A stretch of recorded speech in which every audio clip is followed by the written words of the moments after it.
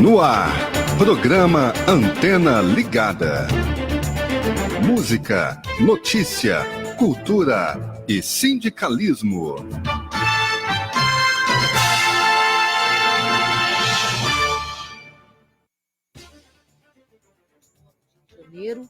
E a gente está começando mais um programa Antena Ligada pela Rádio Trabalhador, que você acessa pelo site www.radiotrabalhador.com.br. Eu sou a jornalista Maísa Lima e hoje comigo na bancada eu tenho dois convidados. Um coordenador da FETRAF, que é a Federação dos Trabalhadores da Agricultura Familiar no estado de Goiás, o Gerailton Ferreira Santos, e uma enfermeira do Centro de Informações Estratégicas de Vigilância e Saúde de Goiânia, a Sheila de Arruda Santos Araújo, que vai falar sobre uma preocupação cada vez mais premente, que é o contágio através do coronavírus, né? Um vírus que surgiu na China recentemente. Nós vamos começar dando bom dia para o Gerailton. E aí, Gerailton, como é que estão as coisas da agricultura familiar? Bom dia, Maísa, bom dia a todos os ouvintes da Rádio Trabalhador. Nós estamos, na verdade, passando por momentos difíceis, né?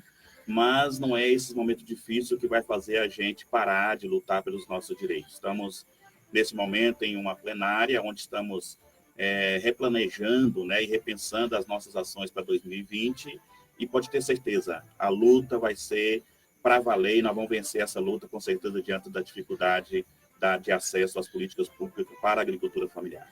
Reduziu o volume de recursos para a agricultura familiar? Está difícil acessar o crédito? Muito difícil. Burocratizou, né, todo o acesso da agricultura familiar às políticas públicas, desde do processo habitacional, a energia elétrica, ao PRONAF, assistência técnica, a comercialização. Então, assim, estão criando todos os mecanismos para que, de fato, o agricultor familiar desista de produzir, né, que volta para a cidade e muitas vezes volta para ser escravo de um poder que está querendo tomar, de fato, ser o comando, né, desse povo que está no campo hoje, que tem dignidade. Mas não é essas políticas, não é essa intenção do governo, dos setores do governo que vai fazer com que isso possa acontecer. Nós vamos resistir, vamos superar isso e, com certeza, comemorar depois aquilo que é bom para a agricultura familiar, que é a produção, que é um alimento saudável, que é a comercialização, que é a vida digna que o homem e a mulher do campo e o jovem têm, né, de fato. Porque a agricultura familiar é que coloca o alimento na mesa do brasileiro e é a que preocupa com o meio ambiente e que usa, coloca um alimento saudável, fundamentalmente, né, livre de agrotóxicos na mesa do brasileiro. Com certeza. Acho que se nós fizermos hoje um estudo, né, dentro da agricultura familiar e a grande agricultura no Brasil, nós veremos que a agricultura familiar ela produz, se usa 1% do total de agrotóxicos que existe no país. Se chegar a 1%, acho que nem isso chega, né, por aquelas pessoas que ainda não têm uma clareza, uma consciência da necessidade de produzir um alimento saudável. Mas a gente já está trabalhando, né, conscientizando para que, de fato, a gente possa ter 100% da agricultura familiar produzindo sem agrotóxicos, sem químico, que é possível, a gente provou que é possível. E quem, de fato, consome um alimento saudável, sem agrotóxicos, ele sobrevive e vive mais, vive melhor, vive com mais saúde, vive... Tá aqui, né, a Sheila, fato, que é enfermeira, que sabe dizer isso. Exatamente, né? Ele tem um espírito melhor de luta, de resistência, né? Então, tudo isso nós não podemos deixar que a grande mídia coloque para a gente que é o inverso, né? Acho que nós precisamos de entender isso. A agricultura familiar é o símbolo da resistência, é o símbolo da vida do homem e da mulher. Tá certo.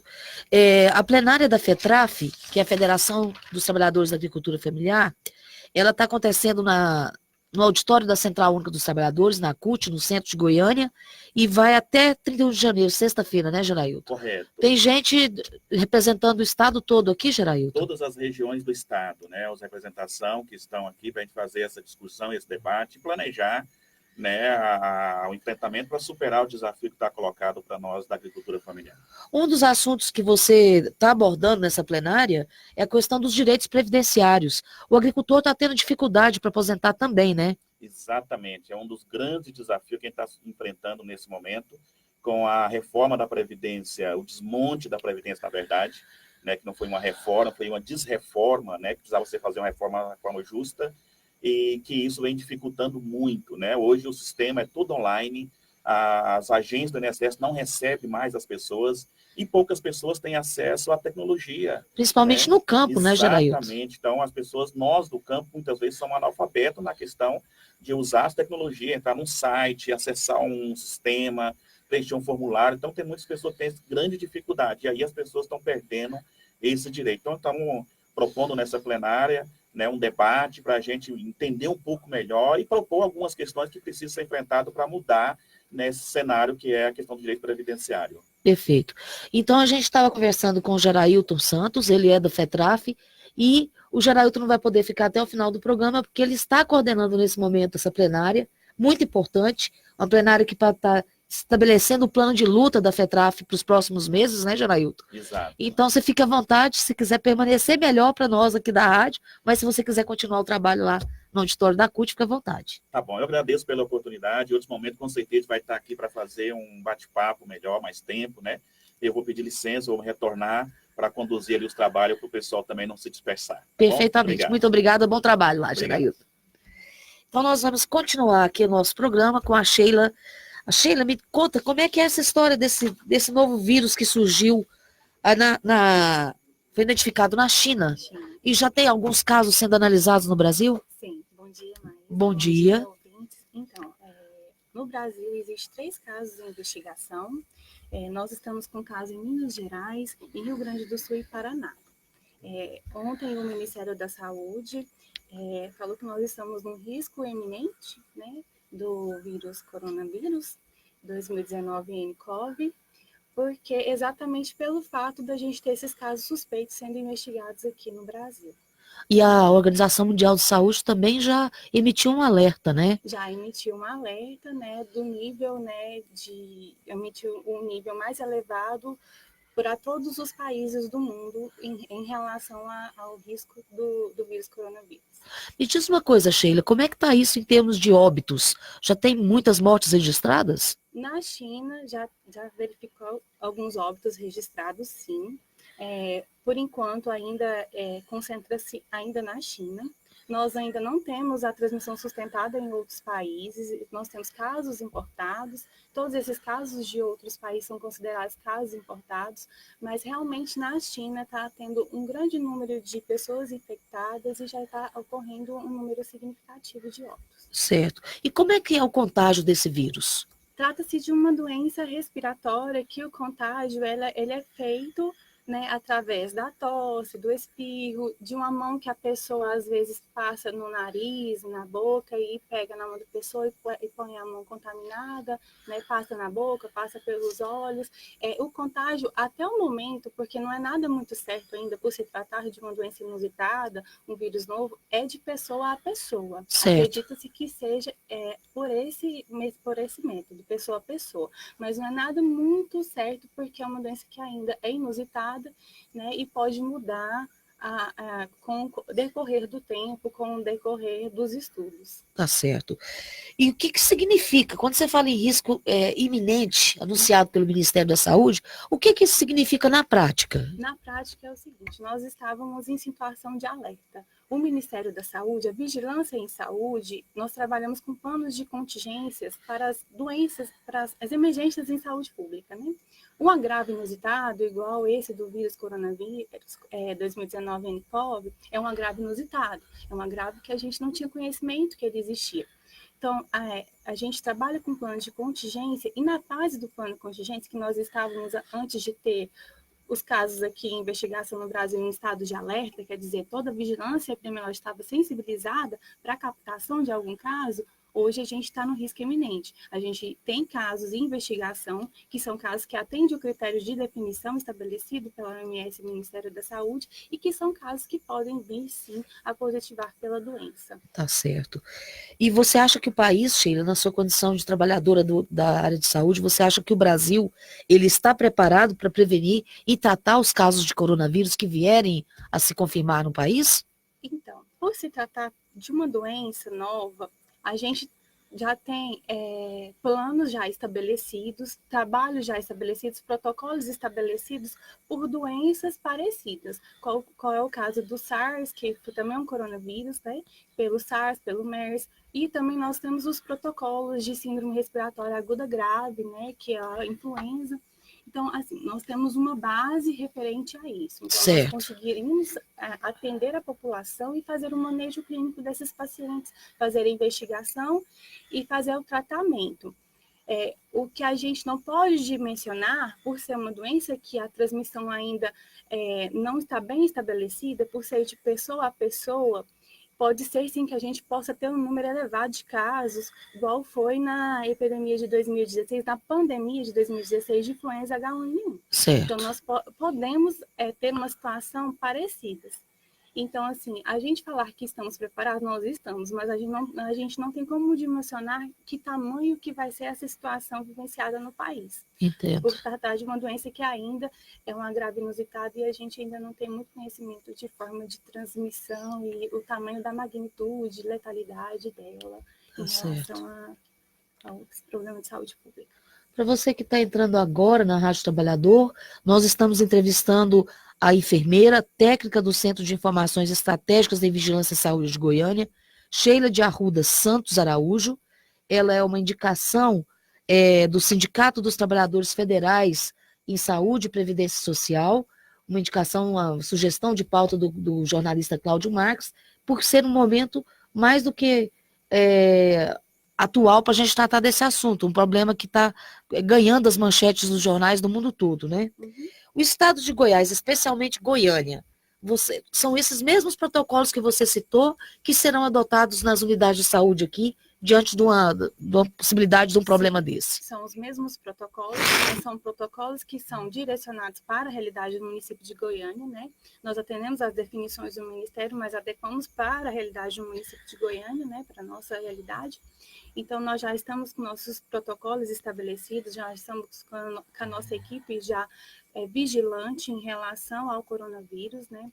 Nós iremos posteriormente divulgar uma nota informativa para toda a sociedade de saúde aqui de Goiânia, para todas as unidades do município de Goiânia, da Secretaria Municipal, né, informando. E nós temos também divulgado bastante o plantão CIEVES, que a gente trabalha o horário comercial e o plantão também, em caso de algum área hospitalar atender um paciente que atenda o critério e seja suspeito, imediatamente acionar o serviço do CIEVES, que ele fica de plantão 24 horas, e nós estamos à disposição para estar atendendo e esclarecendo essas dúvidas e estar conduzindo o manejo e a investigação do caso junto com os profissionais. Perfeito. E Sheila, quais são os principais sintomas desse coronavírus? Então, o coronavírus, os principais sintomas são sintomas gripais comuns, né? O que é de definição estabelecido pelo Ministério, que era um caso suspeito para o coronavírus 2009 nCoV, é o que? Febre. O paciente tem que ter febre, tem que ter sintomas gripais. Quais são esses sintomas, né? Tosse, dificuldade para respirar, batimento de asa de nariz e ter tido história de 14 dias anterior, ter história de viagem para a China ou contato de alguma pessoa suspeita, né, de infecção pelo vírus coronavírus 2009 nCoV. Tá certo. Forma de prevenção. Então, a forma de prevenção para todas as pessoas é a famosa etiqueta respiratória, né? Etiqueta respiratória que é ao tossir, né? Colocar a blusa, espirrar dentro da blusa, né? Não ficar passando a mão, né? Nas mucosas, que é o nariz, olhos, boca, lavar as mãos. Um do método eficaz para todas as pessoas, inclusive os profissionais, é a lavagem das mãos, né? Então, a lavagem das mãos e evitar ambientes fechados. A pessoa que tiver com sintomas, evitar ficar saindo, evitar ambientes fechados. Então, essa é a forma de prevenção. Para os profissionais da saúde, qual que é a orientação? Chegou um paciente na triagem já com sintomas respiratórios, a orientação é que já oferta para esse paciente a máscara cirúrgica, que é aquela máscara que todos os profissionais comuns usam, né? Certo. E se o paciente realmente for feita essa suspeita, esse paciente deve ser isolado, né? Deve ficar em isolamento e com precauções para gotículas, e quando for feito algum procedimento, que é intubação ou algum procedimento com uma aspiração, aí é recomendado o uso da máscara N95, que aí já vai por uma precaução que a gente chama por aerossóis, tá? Certo. No caso, tem um tratamento específico? Como é que trata esse Não esse tem um vírus? tratamento específico ainda. O tratamento é sintomático, então o profissional que estiver atendendo esse paciente, o médico, vai tratar os sintomas, e caso o paciente tenha algum agravamento, ele vai fazer o manejo e o suporte de vida para o paciente. Não tem um tratamento estabelecido. O que existe hoje para tratamento é para a influenza, que é o oseltamivir. Então, o que é importante é esse paciente ter o tratamento dos sintomas e também o suporte, no caso, da necessidade, né, e da evolução do paciente, e fazer os diagnósticos diferenciais. Em caso de suspeita também de influenza, já instituir o protocolo e o tratamento com o oseltamivir. Tá certo. Vamos mostrar aquele vídeo, Willy, que o Willy Rodrigues é o técnico apoio nosso aqui na rádio, e ele vai colocar um vídeo curtinho, porque fala um pouco mais sobre esse coronavírus, para você se informar melhor. Porque o Ministério da Saúde, ele, inclusive, confirmou ontem que investiga 3 casos, né, no Brasil. Em Minas Gerais, Porto Alegre e Curitiba. Exatamente.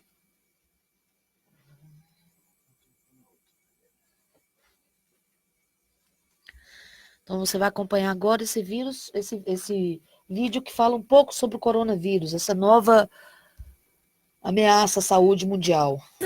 Oi, gente, sou a Cici, sou chinesa da China mesmo, mas já vivi aqui no Brasil faz quase 9 anos. Ultimamente, né, no canal do YouTube, a gente está publicando uma série de viagem na China, mas isso aconteceu no ano passado. Agora, eu e Lucas já estamos aqui no Brasil, então não se preocupe. Se preocupa de quê, Cici? Talvez você ainda não sabe, porque tem muitas mensagens chegaram na gente, né, todas as redes sociais, preocupando sobre um novo vírus que é muito preocupante lá na China, coisa muito grave mesmo. A origem, né, desse vírus, a primeira pessoa que foi infectado foi na cidade de Wuhan. Wuhan é onde eu fiz faculdade. Tem uma população mais de 10 milhões, então é bem preocupante. E minha cidade, terra natal, é bem perto. Por isso as pessoas estão perguntando. Primeiro, eu quero agradecer muito pela preocupação. E hoje também resolvi, né, que muita pessoa perguntou sobre isso, como está lá na China, como as mídias estão lidando, como seus pais, seus amigos estão lidando com esse vírus. Então, resolvi que eu vou gravar um vídeo falando sobre isso.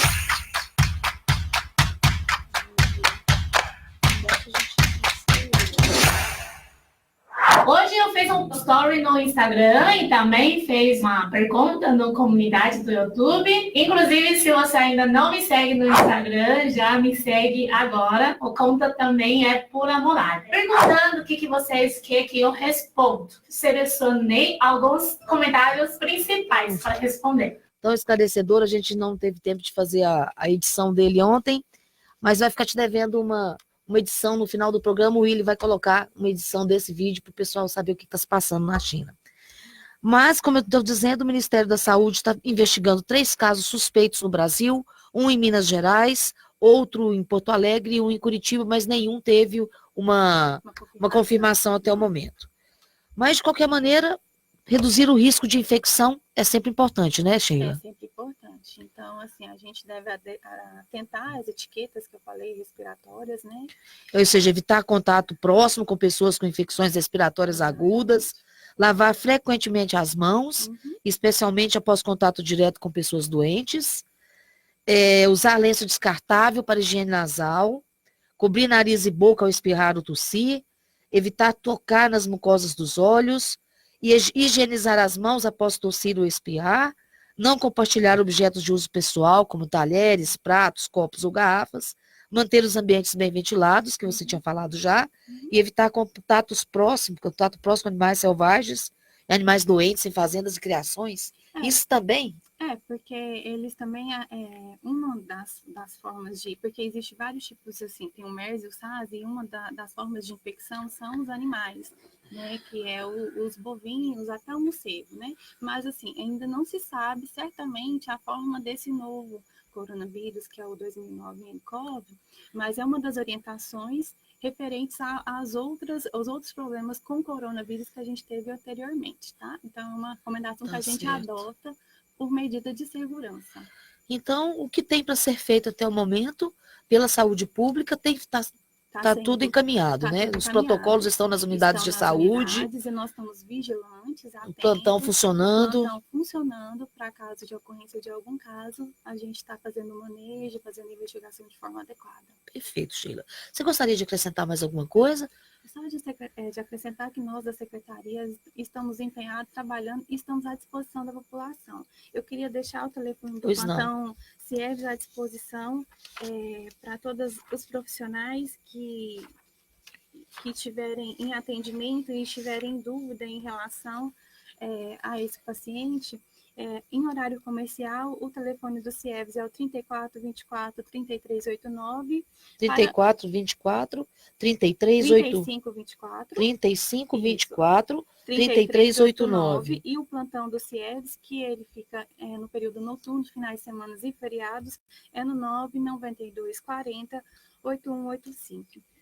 99240-8185 para o plantão. Para o plantão, estamos à disposição. Perfeito. A gente agradece a participação da Sheila de Arruda Santos Araújo, ela que é enfermeira, é técnica do Centro de Informações e Estratégia de Vigilância de Saúde em Goiânia, e qualquer informação que os trabalhadores da área de saúde precisarem acerca desse novo vírus que preocupa a Organização Mundial de Saúde, o Ministério da Saúde, enfim, os órgãos responsáveis pela saúde pública podem entrar em contato com o serviço, não é isso? Muito obrigada pela oportunidade. Obrigada a nós, Sheila, muito obrigada.